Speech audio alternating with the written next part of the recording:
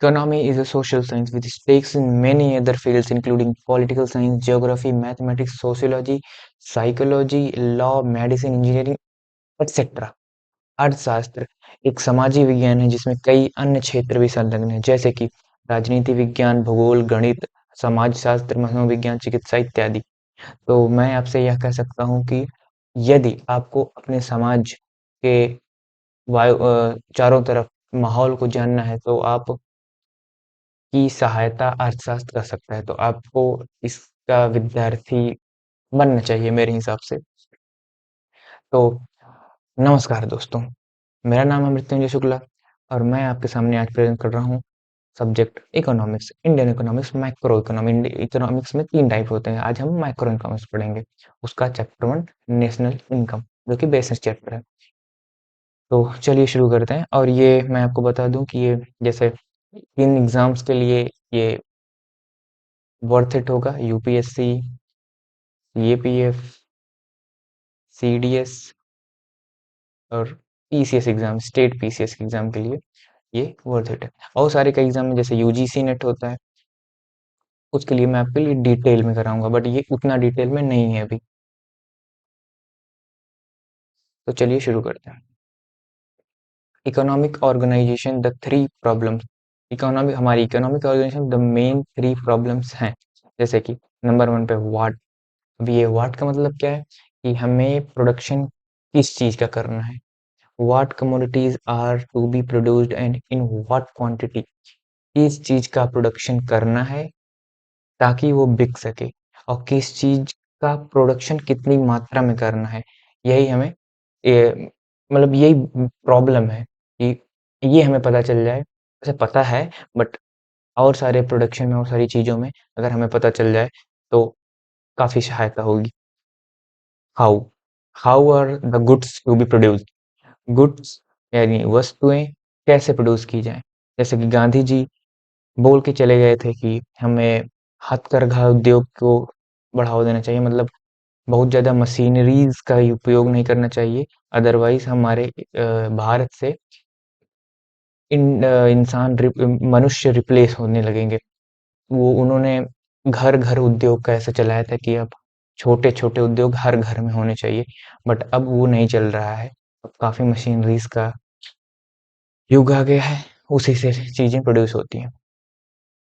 तो ये काफ़ी इम्पोर्टेंट था कि कैसे प्रोड्यूस करें, फॉर होम, ये मोस्ट इम्पोर्टेंट है। जो भी चीज़ आप प्रोड्यूस कर रहे हैं, जिस चीज़ का आपको प्रोडक्शन करना है या कर रहे हैं, वो चीज़ किस किस किस कम्युनिटी के लिए डेडिकेटेड है।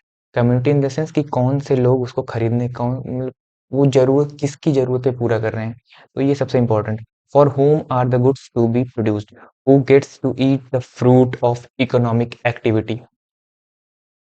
तो मतलब किसके लिए हम प्रोड्यूस कर रहे हैं ये हमें पता होना चाहिए ताकि हम उसके उसी के लिए डेडिकेटेडली वो वस्तु प्रोड्यूस कर सकें। तो मुझे लगता है आपको ये समझ में होगा। आगे चलते हैं। Types of economy. Basically economics के 3 टाइप हैं। Command economy, mixed economy and capital economy. Command economy को ही सोशलिस्ट इकोनॉमी कहते हैं। इसका बेसिक मतलब है कि इसमें सारे डिसीजंस गवर्नमेंट ही लेती है। एक तरह से ये डिक्टेटरशिप हो गई जो कि नहीं होना चाहिए बट जितना भी टाइप का हमारे देश में उत्पादन हो रहा है उसका सारा डिसीजन गवर्नमेंट ही लेगी कमांड इकोनॉमी में। और कैपिटलिस्ट इकोनॉमी है जैसे हमारे देश में जो बड़े बड़े बिजनेस पर्सन हैं वो इसमें मतलब जो देश का प्रोडक्शन होगा जे देश में इंपोर्ट एक्सपोर्ट एवरीथिंग उसका क्या कहते हैं डिसीजन हमारे यहाँ के मतलब देश के बड़े बिजनेस पर्सन्स लेंगे। तो इस तरह की इकोनॉमी को हम कैपिटलिस्ट इकोनॉमी बोलते हैं। इसमें गवर्नमेंट का इंटरवेंशन नहीं होता। बट मिक्स्ड इकोनॉमी जैसे कि आप देख सकते हैं ये दोनों ये मिक्स्ड इकोनॉमी है, एग्जाम्पल्स हैं। तो मिक्स्ड इकोनॉमी में गवर्नमेंट और बिजनेस पर्सन दोनों मिलकर डिसीजन लेते कि हमें क्या प्रोड्यूस करना है, क्या एक्सपोर्ट करना है, क्या इंपोर्ट करना है, किस चीज़ की ज़रूरत है, एक्सेट्रा। आगे चलते हैं। 4 सेक्टर्स ऑफ इकोनॉमी। अब हमारे यहाँ 4 सेक्टर्स हैं इकोनॉमी में, basics. Private sector, private sector यानी अब जैसे देखते हैं बहुत बड़ी-बड़ी फर्म्स हैं, लाइक एग्ज़ाम्पल के तौर पे ले लीजिए जियो,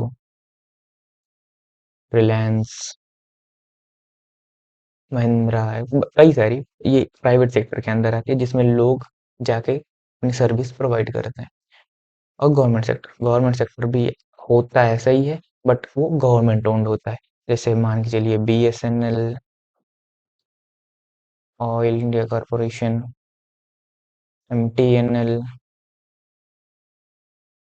एटसेट्रा, कई सारी ऐसी कंपनी है जो गवर्नमेंट ओन्ड है। और हाउस होल्ड सेक्टर मतलब मैं और आप जैसे लोग जो अपनी सर्विस या कुछ भी जाके, ये तो गवर्नमेंट, ये तो प्राइवेट, इधर गवर्नमेंट और प्राइवेट वो हम प्रोवाइड करते हैं, तो हम हाउस होल्ड सेक्टर में आते हैं। एक्सटर्नल सेक्टर, इंपोर्ट और एक्सपोर्ट। एक्सटर्नल सेक्टर में सिर्फ हमें देखना चाहिए कि क्या हमें आयात करना है, क्या निर्यात करना है। इंपोर्ट एक्सपोर्ट पे ही ध्यान दिया जाता है एक्सटर्नल सेक्टर में। अब ये भाई साहब हैं, इनको मान लीजिए, इनका नाम है रेड्डी। ये यहाँ पे अपनी सर्विस प्रोवाइड कर रहे हैं। ये मान के चलिए गवर्नमेंट की कोई वो है, मान के चलिए एनटीपीसी। तो ये यहाँ पे इसका कंस्ट्रक्शन वर्क चल रहा है। इन भाई साहब ने यहाँ पे नौकरी ज्वाइन किया अपनी, तो ये यहाँ पे सर्विस प्रोवाइड करने लगे अपनी। अब सर्विस ये यहाँ प्रोवाइड करने लगे, ये गवर्नमेंट ओन, ये गवर्नमेंट ओन कंपनी है, बट इसका मतलब ये नहीं कि ये गवर्नमेंट ओन कंपनी में काम करने लगे तो ये भी गवर्नमेंट के आदमी बन गए। ये मतलब गवर्नमेंट सेक्टर में आ गए। गवर्नमेंट का आदमी है ही ऑब्वियसली, बट गवर्नमेंट सेक्टर में नहीं है ये अभी भी हाउस होल्ड सेक्टर से ही बिलोंग करते हैं। ये चाहे जहाँ काम कर लें, ये हरदम हाउस होल्ड सेक्टर से ही बिलोंग करेंगे, सीधी सी बात है। जैसे एक एग्जांपल और लेते हैं, ये मुकेश अंबानी सर है।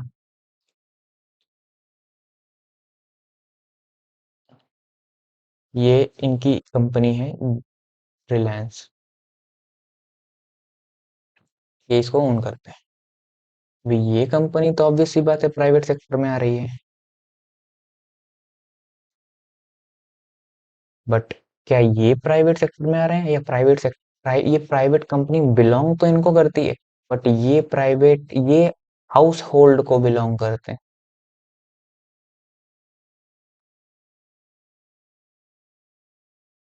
ये हमेशा हाउस होल्ड सेक्टर को ही बिलोंग करेंगे, सीधी सी बात है। तो आगे बढ़ते हैं।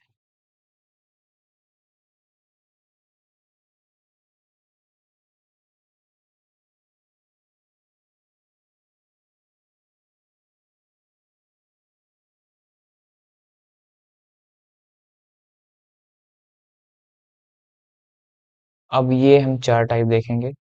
एंटरप्रेन्योर, एंटरप्रेन्योर मतलब क्या, जो भी एक इंसान मेरे आप जैसा निकल कर रिस्क लेता है, रिस्क टेकर पर्सन एंटरप्रेन्योर बोल कहलाता है, किसी भी टाइप का।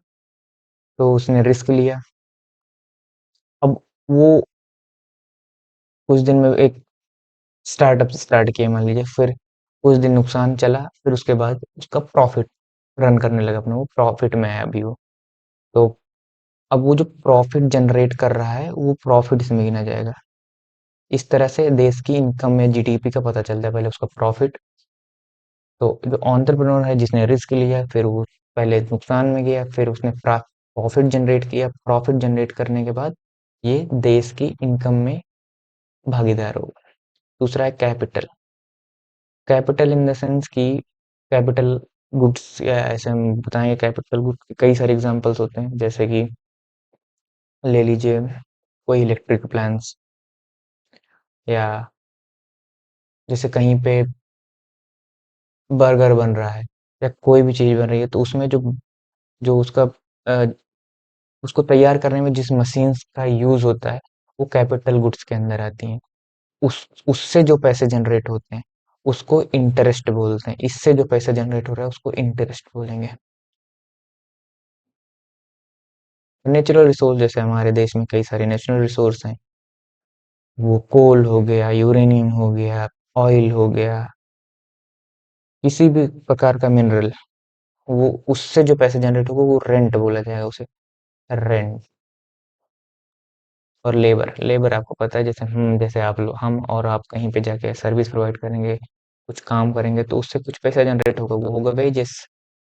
इन चारों चीज को, इन्वेस्टमेंट, प्रॉफिट और रेंट और वेजेस, इसको जोड़ देंगे तो हमारी जीडीपी आ जाती है।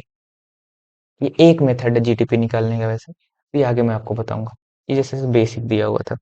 अब जैसे ये फ्लो चार्ट आपको चार्ट दिखा होगा, इसमें आप देख सकते हैं, ये हाउस होल्ड सेक्टर है। हाउस होल्ड सेक्टर अपना 100 रुपए का एक्सपेंडिचर एक इंटरप्राइज कंपनी है उसमें करता है, ठीक, जो कि बर्गर बनाती है। अब वो बर्गर क्या कहते हैं, 100 रुपए का, मतलब 100 रुपए का इसने लिया, 100 रुपए इसने इंटरप्राइज को दिए। अब ये इंटरप्राइज 100 रुपए का बर्गर, ये सब कुछ, ये देखिए प्रॉफिट, वेजेस, रेंट और इंटरेस्ट, सब कुछ फैक्ट पेमेंट सब कुछ जोड़ के इसका 100 रुपए वो इसने बर्गर इसको दिया। सेम ऐसा इसमें चल रहा है।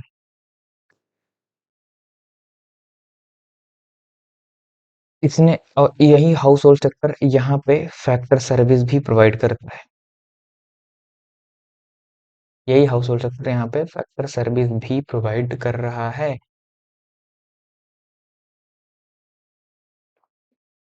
तो मुझे लगता है आप ये बेसिक समझ गए होंगे, अब आगे चलते हैं।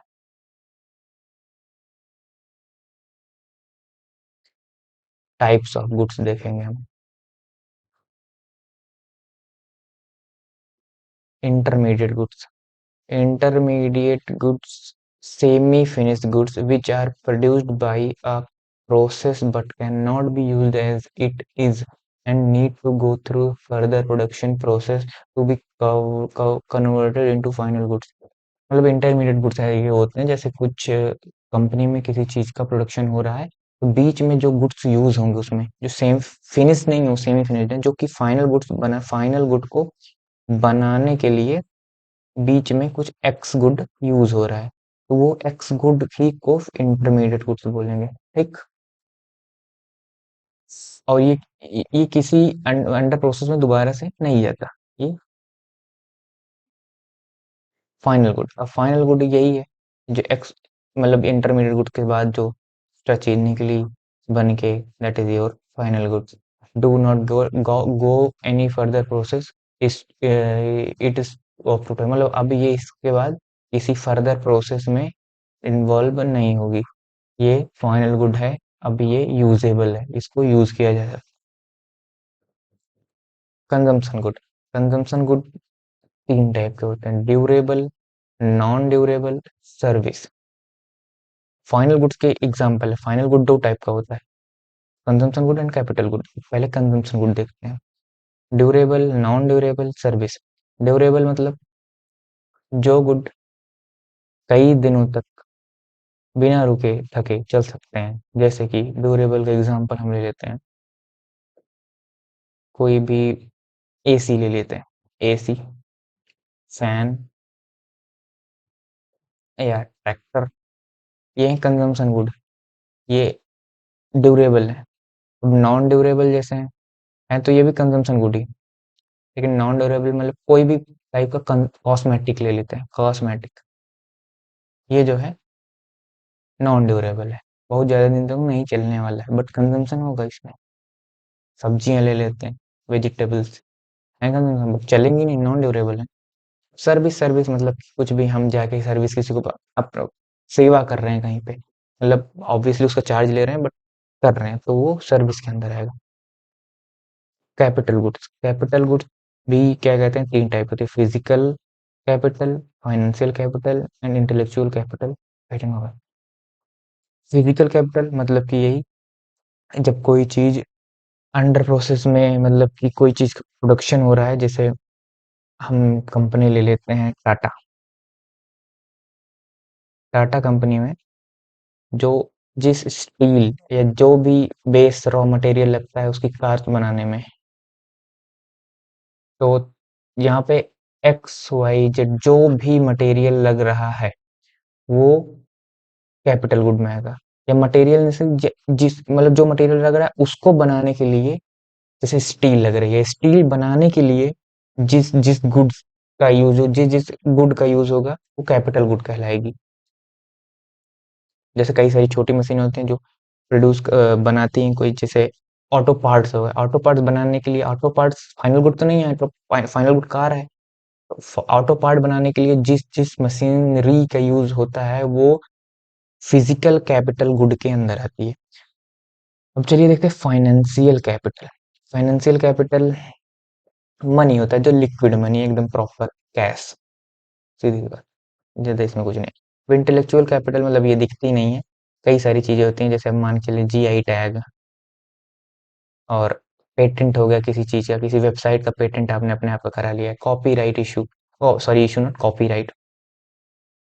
तो ये सब इंटेलेक्चुअल कैपिटल है, जो कि इंटेंजिबल होती है, दिखती नहीं है हमें, इंटेंजिबल।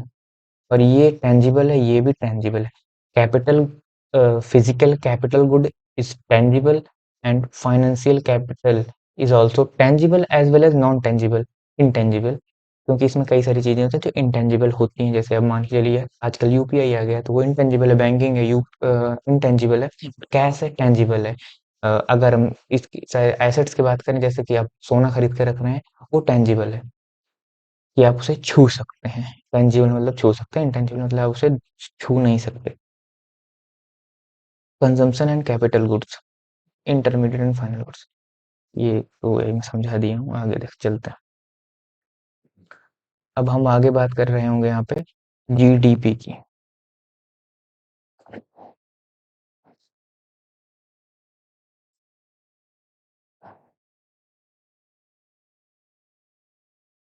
जीडीपी का फुल फॉर्म होता है ग्रॉस डोमेस्टिक प्रोडक्ट, और इसकी हिंदी होती है सकल घरेलू उत्पाद।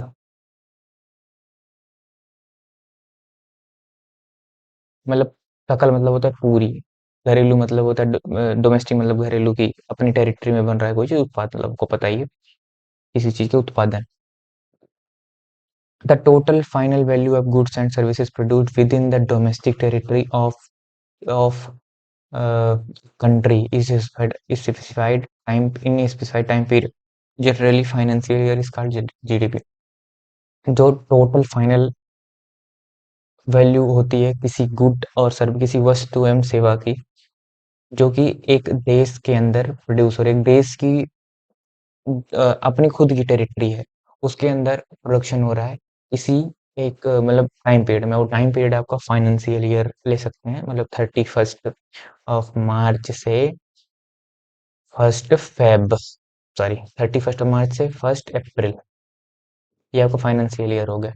तो इसके बीच में मतलब इस ड्यूरेशन में जो जो चीजों का प्रोडक्शन हो रहा है वो जीडीपी में काउंट होगा विद इन कंट्री, कंट्री के डोमेस्टिक टेरिटरी में। अब वो डोमेस्टिक टेरिटरी का मतलब ज्योग्राफिकल टेरिटरी नहीं है। डोमेस्टिक टेरिटरी का मतलब सिर्फ ज्योग्राफी, ऑब्वियसली ज्योग्राफिकल टेरिटरी है, बट सिर्फ ज्योग्राफिकल टेरिटरी नहीं, मतलब कि आप ये जान लीजिए कि ये भारत देश है, तो इतनी दूर में हमारा जो प्रोडक्शन हो रहा है यही हमारी जीडीपी में काउंट होगा, ऐसा नहीं है। तो इसमें ऐसा आता है, the concept of GD the concept of domestic territory, economic territory is different from the geographical, मतलब पॉलिटिकल फ्रंटायर्स भी हम इसमें देखेंगे of country including its territorial water. जैसे अब मान लीजिए ये इंडिया, गुजरात है, सॉरी ये इंडिया है, आधा ही बनाया मैंने, जगह नहीं है। तो ये यहाँ पे बे ऑफ बंगाल था, पूरा बे ऑफ बंगाल है ये। तो ये इसमें से कई सारी जगह होता है, यहाँ पे अंडमान निकोबार है, तो इसका कई वाटर पोर्शन कई जगह पे इंडिया ही ऑक्यूपाई करता है। अब इसको इंडिया ऑक्यूपाई कर रहा है, इसमें ऑयल रिफाइनरीज और ऑयल निकालने के लिए यहाँ पे कई सारी जैसे शिप्स होंगी, उसमें से ऑयल निकलते रहेंगे, तो वो उसका जो प्रोडक्शन हो रहा है वो प्रोडक्शन में आएगा ऑब्वियसली। तो उसका उसका काउंट भी अपनी इंडियन जीडीपी में ही किया जाएगा, क्योंकि वो वाटर टेरिटरी है। वाटर टेरिटरी आ तो इंडिया में ही रही ना, ऑब्वियस सी बात है, वो जियोग्राफिकल टेरिटरी से बाहर है, but comes it is coming under Indian territory, obviously. और जैसे शिप्स एंड एयरक्राफ्ट हो गए, शिप्स, यही शिप्स की बात की है ना, शिप्स के अंदर कई सारे प्रोडक्शन कहीं कमी कहीं होते रहते हैं।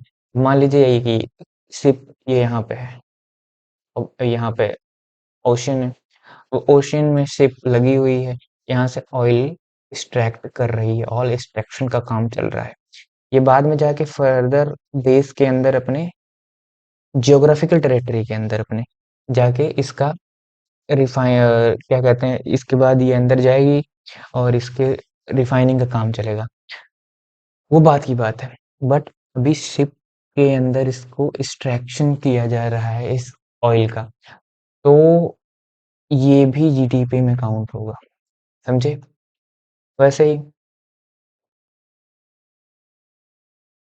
फिशिंग वेसल्स हैं, जैसे मान के चलिए हमारे वाटर वाटर टेरिटरी है हमारी इतनी, ये इंडिया है।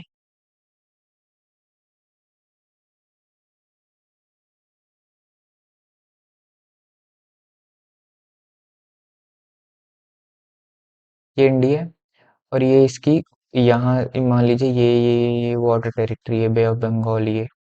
अब यहाँ पे जो फिशिंग हो रही है, फिशिंग से भी ऑब्वियस सी बात है इनकम जनरेट होगी, टैक्सेस पे होंगे, तो क्या कहते हैं, ये भी जीडीपी के अंदर ही काउंट किया जाएगा। ये नहीं कि इंडिया के अंदर जितनी नदियां हैं सिर्फ उसी में फिशिंग होगी, वही इंडियन जीडीपी में काउंट कैलकुलेट की जाएगी। ये भी इंडियन जीडीपी के अंदर ही कैलकुलेट किया जाएगा। और हाँ, तीसरा सबसे बड़ी बात, जैसे अब भारत देश वाटर टेरिटरी की बात नहीं करते, उस अब हम बात करेंगे, जापान में इंडियन एम्बेसी है, उसमें कुछ हो रहा है, प्रोडक्शन में कुछ भी हो रहा है, वो इंडियन टेरिटरी के अंदर आएगा। प्रोडक्शन हो रहा है तो ऑब्वियसली तो प्रोडक्शन होगा, तो तभी पैसा जनरेट होगा, तो इंडिया के अंदर आएगा। तो किसी भी देश में भारत की जो एम्बेसी है, वो क्या कहते हैं, डोमेस्टिक टेरिटरी ही गिनी जाती है भारत की। ऑब्वियसली वो जियोग्राफिक टेरिटरी नहीं है, पॉलिटिकल टेरिटरी है, लेकिन तो वो उसमें आएगी।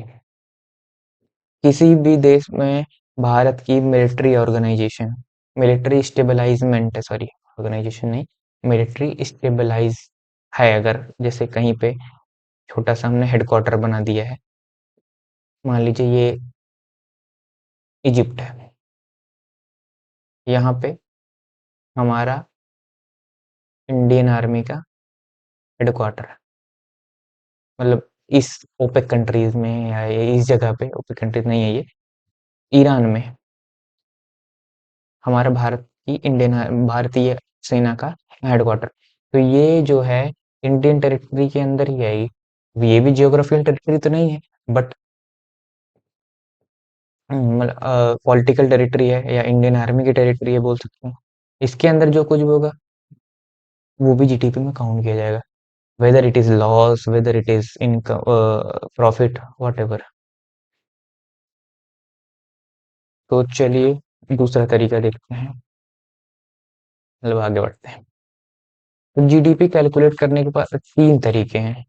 अब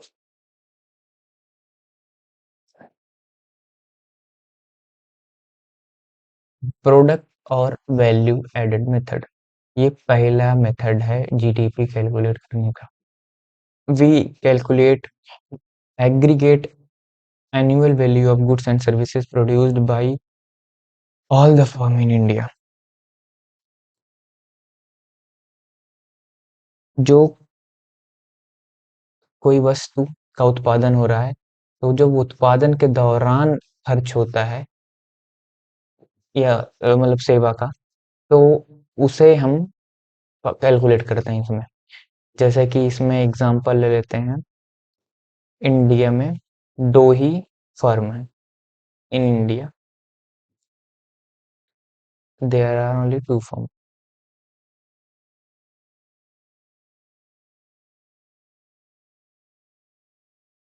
टू फर्म, या फर्म तो नहीं बोल सकते यार, टू बिजनेस पर्सन ही है, एक एक है फार्मर, दूसरा है बेकर। अब फार्मर मान लीजिए 100 रुपए का व्हीट यानी गेहूं का उत्पादन करता है, और 50 रुपए का गेहूं खुद कंज्यूम करता है। 50 रुपए का गेहूं वो खुद कंज्यूम कर रहा है, 100 रुपए का उत्पादन कर रहा है, तो 50 रुपए का बच रहा है। 50 रुपए का वो बेकर को बेच देगा। Purchased by baker.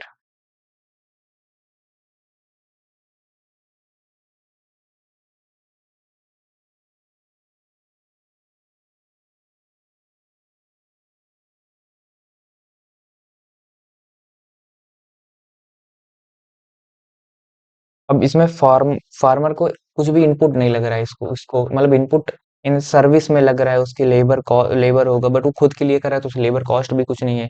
तो सिर्फ वो लेबर कर रहा है, बाकी उसके लिए कुछ इनपुट नहीं लग रहा है, कोई भी और कुछ नहीं, सिर्फ वो प्रोड्यूस कर रहा है। 100 रुपए का गेहूं 50 रुपए खा जा रहा है, 50 रुपए का बेच दे रहा है। अब ये भाई साहब 50 रुपए का गेहूं खरीद लिए हैं बेकर, और ये इसमें कुछ भी फर्दर प्रोसेस करेंगे। अब इसको हम ये ले लेते हैं, ये वैल्यू एडेड मेथड है ना, यही है वैल्यू एडिंग मेथड या प्रोडक्ट मेथड। जो भी करेंगे यहाँ से, ये यहाँ पे आपको यहाँ पे फाइनल गुड 250 रुपए का मिलेगा।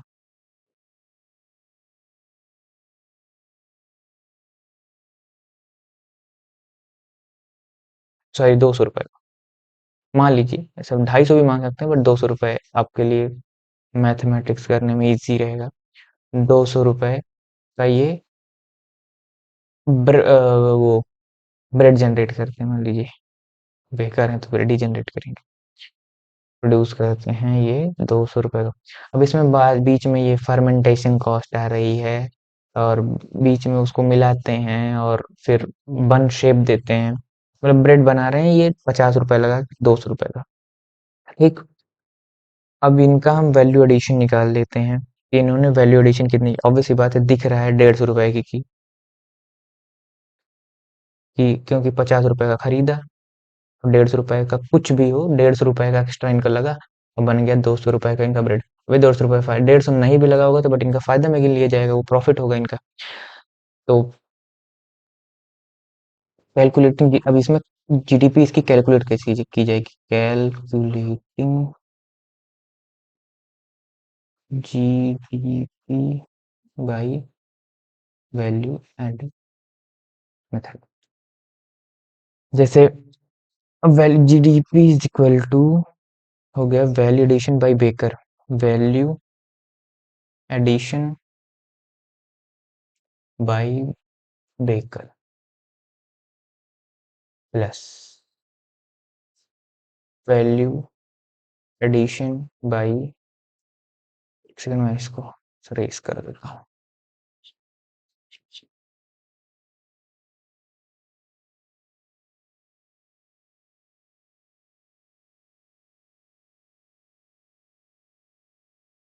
Value addition by former farmer. इसके द्वारा वैल्यू एडिशन कितनी हुई थी, 200 रुपए। 50 रुपए किसी ने गेहूं ही खरीदा था तो माइनस कर देंगे उसको, plus value addition by farmer. Farmer ने वैल्यू एडिशन तो क्या ही की थी, उसके 100 रुपए का जनरेट हुआ था पूरा, 100 रुपए हम लिख लेंगे। अब हम यहाँ 50 क्यों नहीं लिख रहे, क्योंकि ये 50 घटा रहे हैं, ये 50 कर देंगे, रिडंडेंसी आ जाएंगी, तो बोलते हैं खराबी, जोड़ने घटाने में ये प्रॉब्लम आ जाती है इकोनॉमिक्स में, तो हम इसको यहाँ से घटा दे रहे हैं।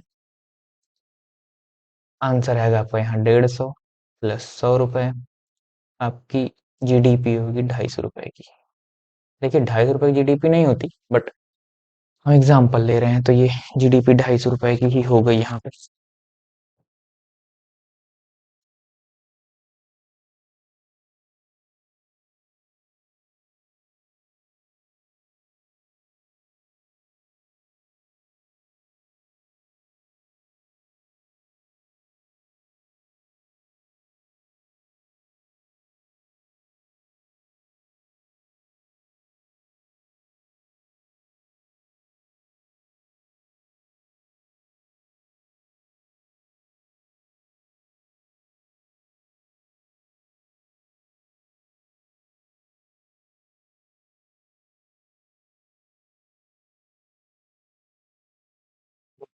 इसको हम दूसरा मेथड बताते हैं जीडीपी कैलकुलेट करने का, दैट इज एक्सपेंडिचर मेथड।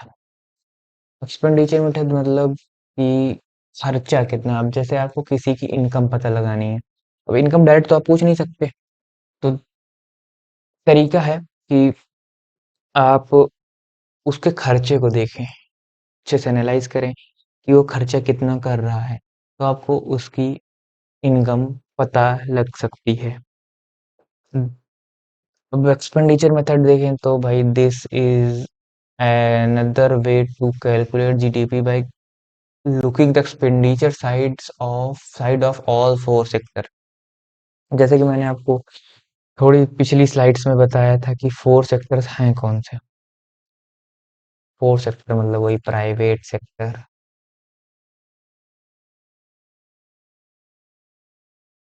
दूसरा गवर्नमेंट सेक्टर,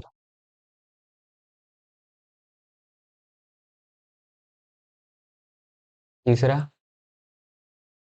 बताइए, तीसरा है का हाउस होल्ड सेक्टर, चौथा है आपका एक्सटर्नल सेक्टर।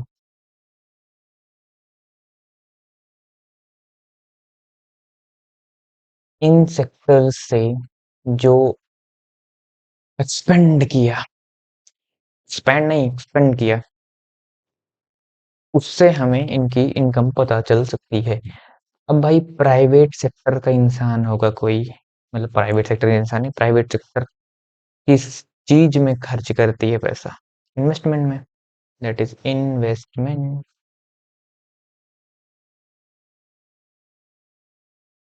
और गवर्नमेंट सेक्टर किसमें खर्च करती है? गवर्नमेंट सेक्टर आपकी इन्वेस्टमेंट और कंजम्पशन दोनों में खर्च कर सकती है। Investment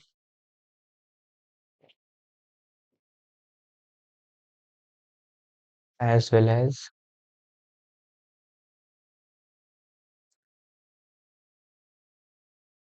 consumption. अब हाउस होल्ड है, हाउस होल्ड इन्वेस्ट तो करेगा नहीं, हाउस होल्ड कंजम्पशन में ही अपना पैसा खर्चा करता है ज्यादातर। कंजम्पशन। एक्सटर्नल सेक्टर, जैसा कि मैंने आपको पिछली स्लाइड में बताया कि एक्सटर्नल सेक्टर आपका पैसा खर्चा करेगा इंपोर्ट एंड एक्सपोर्ट में। अब खर्चा क्या करेगा? एक्सपोर्ट में पाएगा, इंपोर्ट में खर्च करेगा। तो एक्सपोर्ट को हम लोग इसमें एक्स से शो करते हैं और इंपोर्ट को हम लोग एम से शो करते हैं। अब इसका फॉर्मूला क्या बनेगा? इन्वेस्टमेंट का आई ले लीजिए,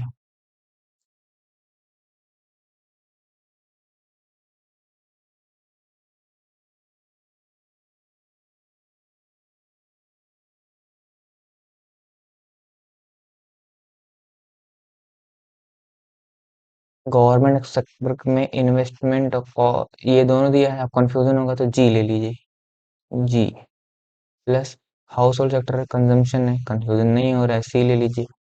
एक्सटर्नल सेक्टर है, इंपोर्ट एक्सपोर्ट दोनों है। इसमें फायदा कैसे निकलेगा? थोड़ा दिमाग लगाइए। इसमें पता कैसे चलेगा कि हमें इसमें ज्यादा आया कमाया? तो इसमें सबसे बढ़िया एक्सपोर्ट माइनस इंपोर्ट चल जाता है, सीधी सी बात, बेस्ट तरीका है। ये हो गया इसका फॉर्मूला। एक्सपेंडिचर मेथड से जीडीपी कैलकुलेट करने का फॉर्मूला है ये। अब इसका मैं एक्चुअली बेस फॉर्मूला बता देता हूँ, ये तो मैं आपको कैसे आया ये बता रहा हूँ।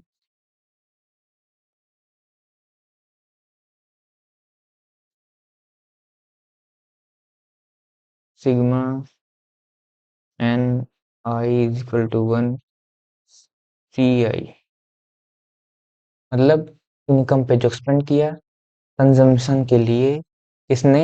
हाउस होल्ड सेक्टर ने, प्लस पहले हमने हाउस होल्ड सेक्टर लिख लिया है, उसके लिए आप परेशान ना होइएगा।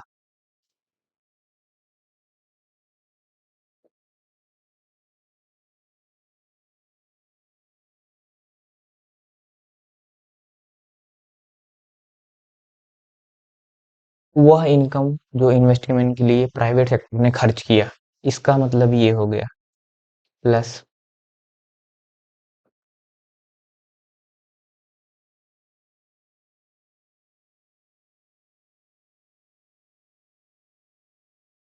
वो इनकम जो गवर्नमेंट सेक्टर ने इन्वेस्टमेंट, कंजम्पशन दोनों के लिए खर्ची है।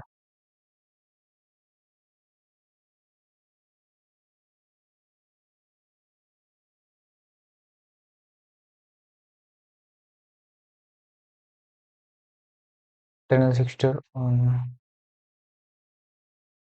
चलिए मैं आपको एक चीज बताता हूँ इसका, मतलब ये बेस फार्मूला है इसका जीडीपी का।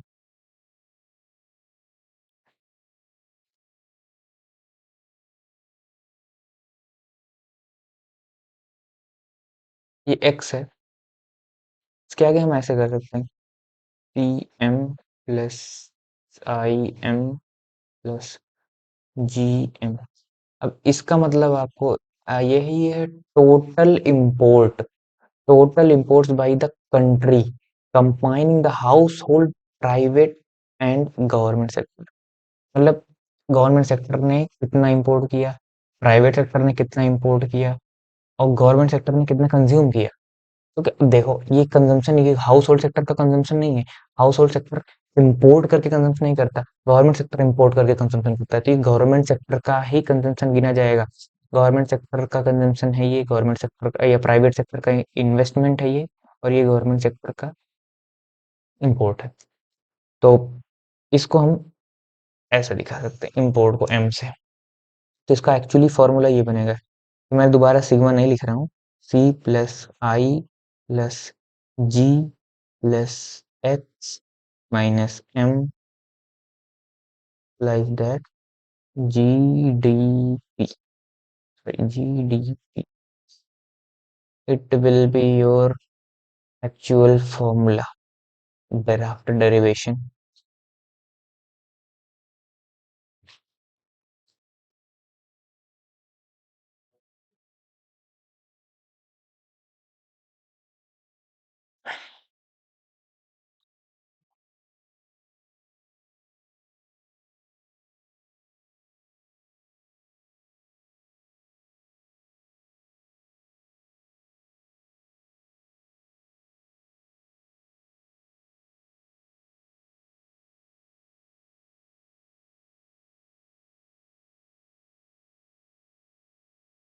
अब हम तीसरा मेथड देखने जा रहे हैं, इनकम मेथड। इनकम मेथड, अब हमें इनकम ही पता चल जाएगी तो ऑब्वियसली बात है, किसी की जीडीपी तो हम आसान से निकाल सकते हैं, ये सबसे आसान वाला है।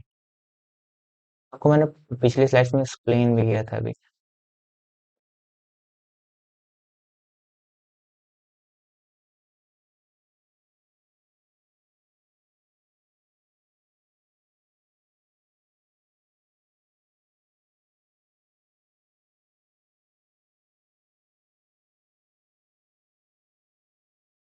Income received by all four factors of economy, जो हमारे फोर फैक्टर्स थे, वही private, house hold, government, external sector, इस इनके द्वारा जो इनकम रिसीव होती है वही होती, उसी को कैलकुलेट करके जीडीपी होता है। जब जैसे जो प्राइवेट सेक्टर है, प्राइवेट सेक्टर मतलब क्या, ऑन्टरप्रेन्योर, ऑन्टरप्रेन्योर से जो प्रॉफिट जनरेट करेंगे, ऑन्टरप्रेन्योर जो प्रॉफिट जनरेट करेंगे। House hold sector, house hold sector में तो क्या ही नहीं, मतलब ये इंटरेस्ट, इंटरेस्ट कहाँ से आया, कैपिटल से, कैपिटल गुड्स से। जो भी चीज प्रोडक्शन हो रहा है उसमें बीच में जो मशीनरीज हैं जो उसको उसके प्रोडक्शन में इस्तेमाल हो रही हैं, तो उससे जो पैसा जनरेट हो उसको इंटरेस्ट में गिनते हैं, मैंने आपको बताया था। नेचुरल रिसोर्सेज से रेंट गिनते हैं, नेचुरल रिसोर्सेज से रेंट गिनते हैं, वो रेंट, लेबर से वेजेस गिनते हैं। तो ये कैलकुलेट करने का तरीका हो गया, GDP is equal to profit plus interest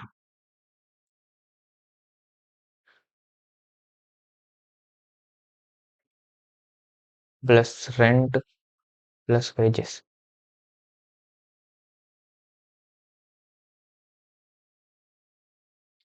मतलब इसमें इसका बेस मतलब है कि profit earn by all the firms को जोड़ लिया जाए, उसका sum is equal to your GDP. तो दोस्तों मुझे लगता है वो समझ में आ ही गया होगा अब बेसिक चीजें। ये थोड़ा बेस था इकोनॉमिक्स का। Economics chapter